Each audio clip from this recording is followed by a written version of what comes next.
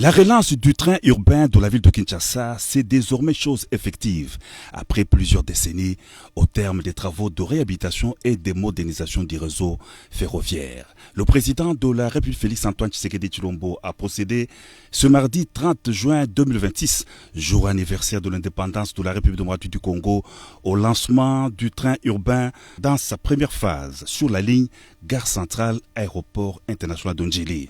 En compagnie de la distinguée première dame Denise Nyakeru Tshisekedi, le chef de l'État a pris place à bord du train urbain à destination de l'aéroport international de Njili.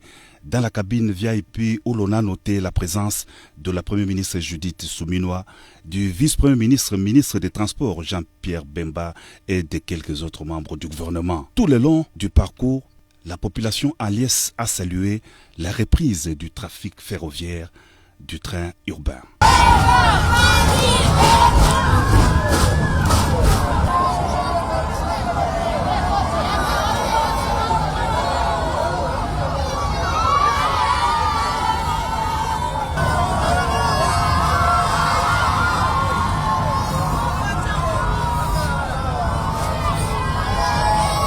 Kinshasa a connu une croissance démographique rapide au cours des dernières décennies en remettant à neuf et en assurant l'extension du réseau ferroviaire existant.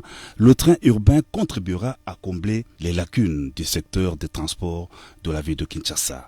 Le directeur général de la Société commerciale des transports et des ports, Martin Lukusa, s'en réjouit. Nous avons eu un devoir de la part du chef de l'État et du gouvernement de pouvoir réhabiliter les chemins de fer interurbains dans la ville de Kinshasa.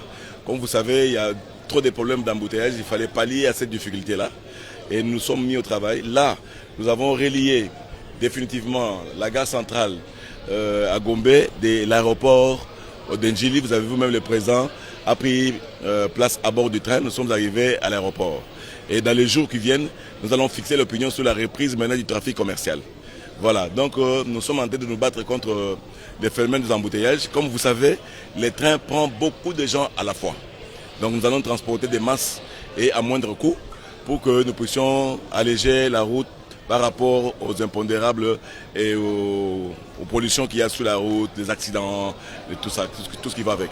Le trafic ferroviaire est une autre alternative pour relier le centre-ville à l'aéroport international de Njili en traversant plusieurs communes, Limete, Massina notamment. C'est par des ovations frénétiques que la population a accueilli l'arrivée du président de la République à l'aéroport international de Njili.